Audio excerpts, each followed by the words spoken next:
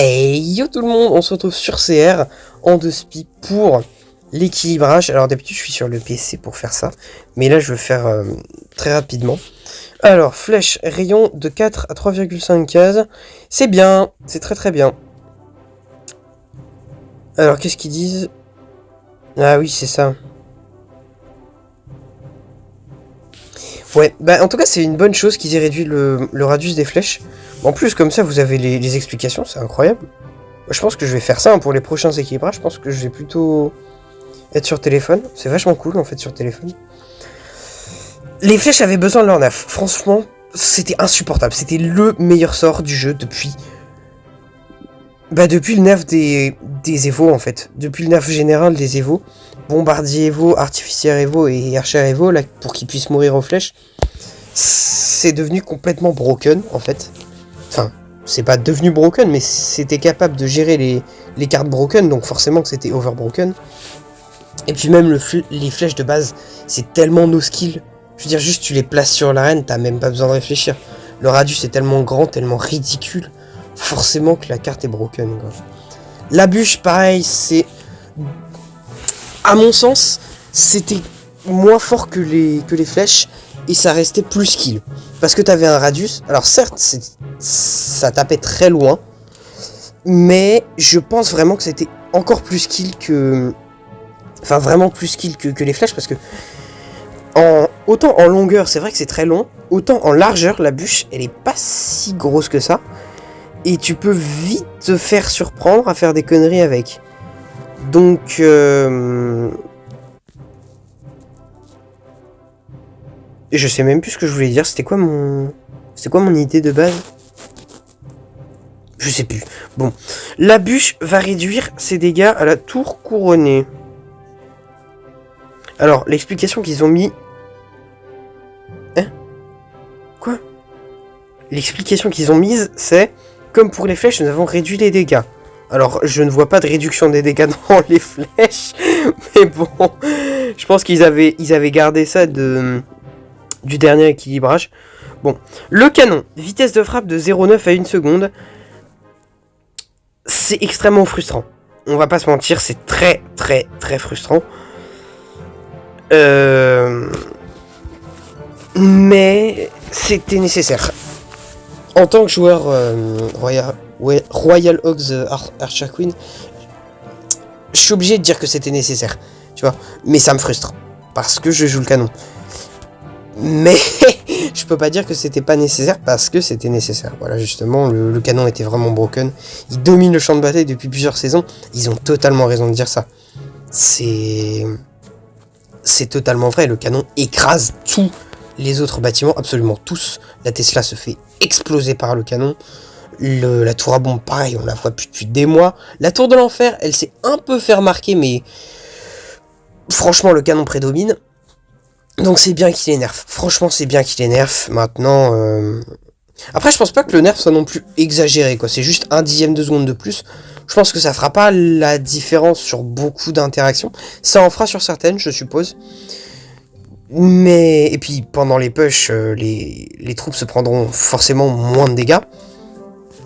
Mais... Ouais, c'était vraiment nécessaire, quoi. La rage. Durée de la rage...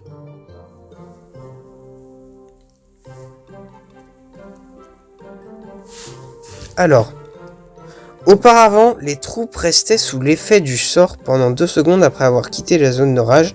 Ce changement rend l'interaction plus intuitive et améliore l'équilibre entre le sort de rage et le bûcheron évolué. Ah oui, d'accord. Donc en gros, la rage ne se prend pas de nerf. Non, c'est ridicule. En fait, la rage ne se prend aucun nerf. C'est complètement ridicule. C'est juste l'interaction broken qui faisait que le bûcheron restait en vie après le... Même après être sorti du sort de rage, le bûcheron restait en vie, hein, je vous le rappelle. Bah ça, ce sera plus possible, voilà. Enfin, il restera en vie, mais pendant 1 seconde au lieu de 2. Ce qui fait qu'il pourra mettre un coup de moins sur ta tour, si tu veux. Voilà, c'est toujours cool. Évidemment que le sort de rage restera toujours aussi broken. Hein. Je pense que c'était un des trucs qui faisait que la rage était broken, mais c'était pas le truc qui faisait que la rage était broken.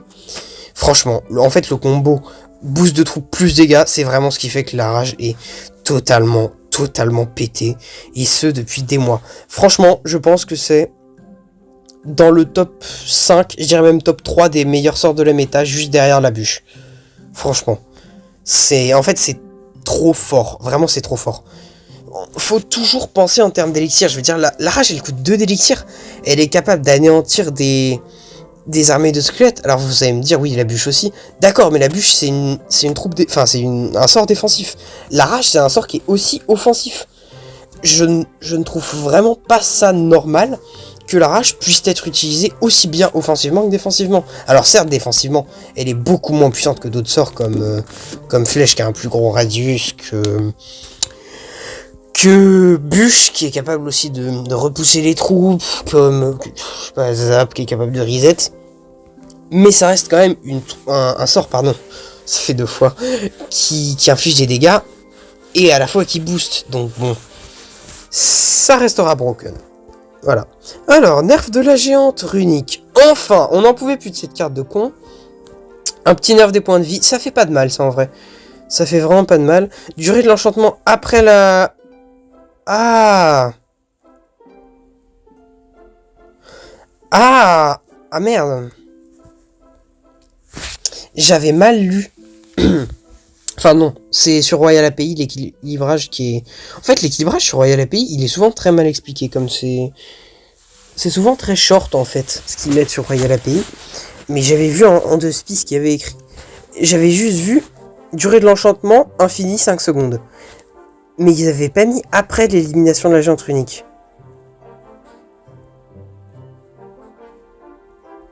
Donc là en fait, il restera juste actif 5 secondes après la mort de la géante. Alors ce que je trouve très intéressant, c'est qu'ils ont à la fois nerf ses points de vie, donc elle mourra plus rapidement, et à la fois nerf sa puissance après sa mort. Ce qui fait qu'ils ont doublement nerf la géante runique, mais ils ont doublement nerf la géante runique. Parce que les deux nerfs en fait se nerfent mutuellement. Je sais pas si vous voyez ce que je veux dire. Mais en fait la géante runique est pas... L'enchantement de la géante runique est pas nerf directement, c'est son enchantement après sa mort. Mais comme sa mort arrive plus rapidement, bah son enchantement après sa mort sera beaucoup moins efficace plus rapidement, si vous voyez ce que je veux dire. Donc ouais, c'est vraiment une bonne idée. Franchement, c'est une bonne idée. Après, les petits buffs, électro-sorcier, dégâts passant de 110 à 116... Ça c'est cool, il peut désormais électrocuter les esprits avec ses 2 attaques. Alors je suis d'accord, c'est très satisfaisant de fully counter un électro-sorcier avec un esprit de glace. C'est vrai, c'est cool. Maintenant, je rappelle que l'esprit de glace coûte 1 d'élixir, que l'électro-sorcier en coûte 4. Donc, je trouve ça cohérent, toujours pour rester dans cette thématique de la cohérence qui avait été proposée par Supercell. Je trouve ça cohérent de nerf les esprits, parce que c'est vrai que les esprits étaient trop forts, quoi. Donc je trouve ça cohérent de nerf un peu les esprits au travers du buff électro-sorcier. Surtout que l'électro-sorcier, c'est le moins joué des 3 sorciers. Donc bon. Ah, je sais pas. Peut-être que le sorcier est moins joué. Je sais pas. En tout cas, le sorcier Evo, c'est sûr qu'il est encore un peu joué. Le sorcier de base, je sais qu'il est absolument pas joué. Mais je sais pas ce qui prédomine entre sorcier Evo... Pardon, entre sorcier Evo et électro-sorcier, je saurais pas dire. Ensuite, la BDN Evo. Alors,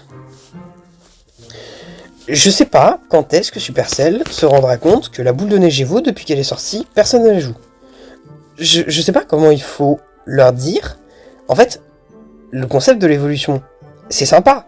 Ça tempo beaucoup. C'est très cool. GG Supercell. Mais en fait, ça n'a plus du tout le même rôle qu'une boule de neige de base, déjà. Et puis... Enfin, c'est tellement situationnel, genre. C'est tellement situationnel. T'imagines devoir attendre la bonne situation avec ta boule de neige Evo dans la main? C'est horrible. Sérieusement, c'est horrible. Le ralentissement, il pourrait durer 5 secondes, que ça changerait rien, quoi.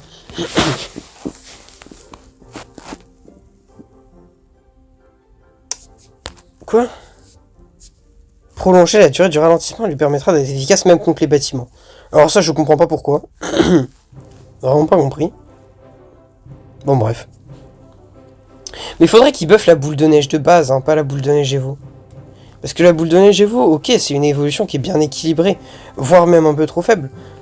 Mais la boule de neige de base, en revanche, elle mérite vraiment un petit buff. Ah pardon, j'ai mal à la gorge, excusez-moi. Et enfin, le cuistot royal. Petit compte à rebours.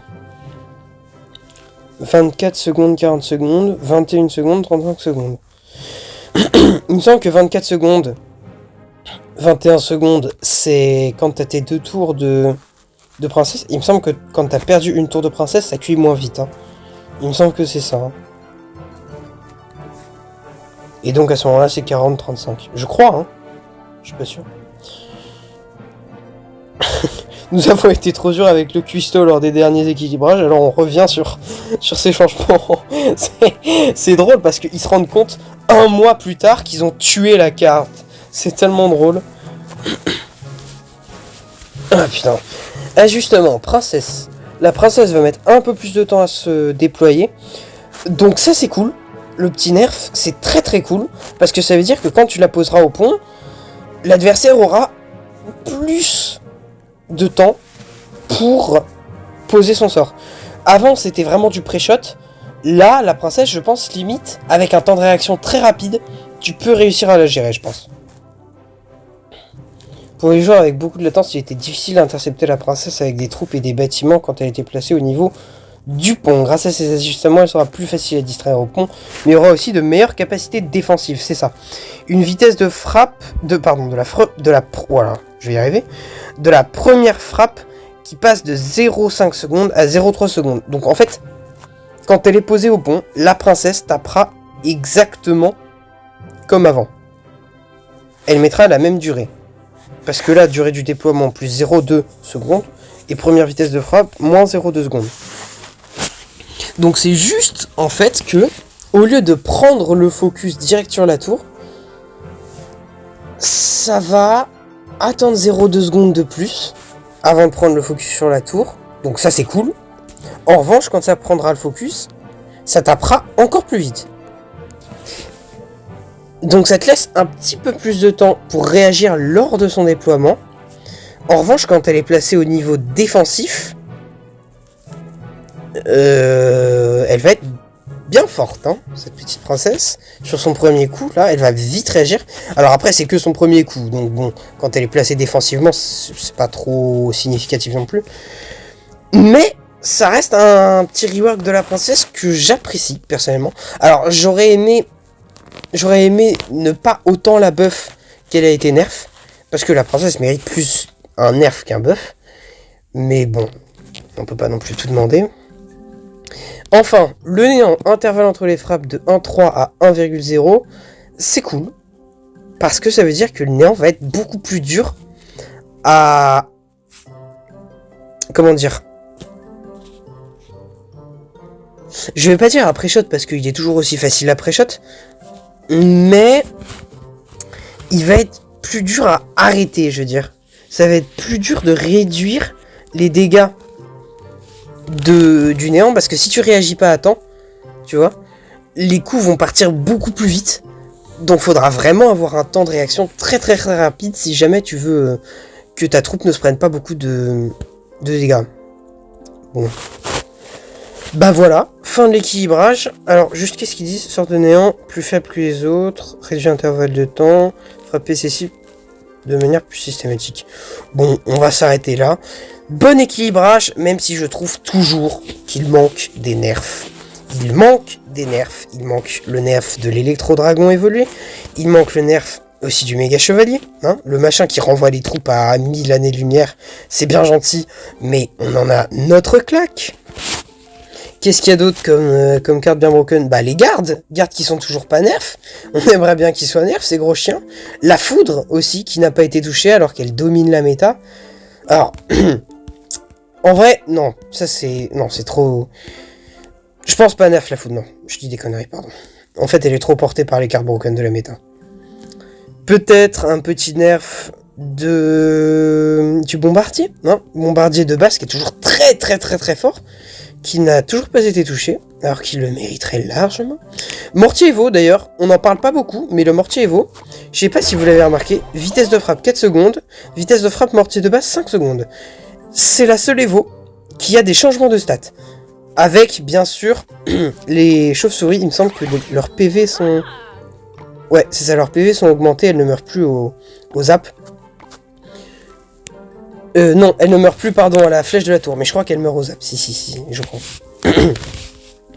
Ma gorge est infernale. Donc ouais, Mortier Evo, c'est avec les chauves-souris les seules cartes qui ont des changements de stats. Autant les chauves-souris, ça se comprend, parce que justement, t'aimes bien avoir un peu de sustain sur ces chauves-souris pour mettre la pression. Autant le Mortier Evo, bah ça rend juste le truc encore plus chiant qu'il l'est de base. Plus le gobelin, il me semble que ça fait en tout du 900 dégâts par coup, un truc comme ça.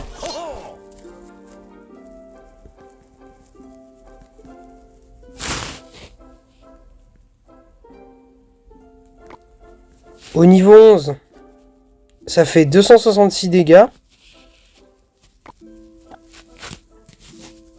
Et un gobelin qui va mettre 2 coups, ça fait 120. Ouais, donc ça fait 500 dégâts. Ah oui! Ça fait 500 dégâts le coup de mortier au niveau 11. Imaginez au niveau 15. Niveau 14, déjà je peux regarder niveau 14, ça fait quoi? Mais c'est quoi ça, plus 15? Ça veut dire quoi, plus 15? Oh, plus 15. Ah, si. Ok. Plus 15, c'est si t'améliores la carte niveau 11. Ok, d'accord. Donc, 160 dégâts x 2, ça nous fait 320, pardon. Donc, 320 dégâts, plus 352, ça nous fait du... Ça fait presque 700 dégâts par coup. C'est énorme, ça fait presque 700 dégâts par coup au niveau 14, donc ça doit faire plus de 700 dégâts par coup au niveau 15, pour un mortier, hein. Le machin a 4 d'élixir là, ouais, bah maintenant imaginez que le gobelin du mortier est tank, bah bonne chance pour passer. Qu'est-ce qui mériterait des nerfs sinon? Peut-être les recrues un petit nerf s'il vous plaît. Dart Evo qui mérite toujours un nerf, qui je le prends toujours pas. Je pense que la bonne solution pour le Dart Evo, je pense que ça va être de le placer à un cycle. Ça serait, pardon, de le placer à un cycle, mais de réduire vraiment les dégâts de son poison, parce que c'est n'importe quoi. Regardez, hein, regardez. La carte coûte 3 d'élixir, elle vient de défendre 10 élixirs. Pareil avec les push molos ballon, bref. Petit nerf du golem d'élixir aussi, on aimerait bien. Petit nerf... qu'est-ce qui mériterait vraiment un nerf? Pas toujours la rage, hein. Peut-être la tornade, un petit nerf, je sais pas. Qu'est-ce qui mériterait un nerf? Sinon le prince mérite un nerf, bien évidemment. Le ballon mérite aussi un nerf, bien évidemment. La charrette à canon aussi.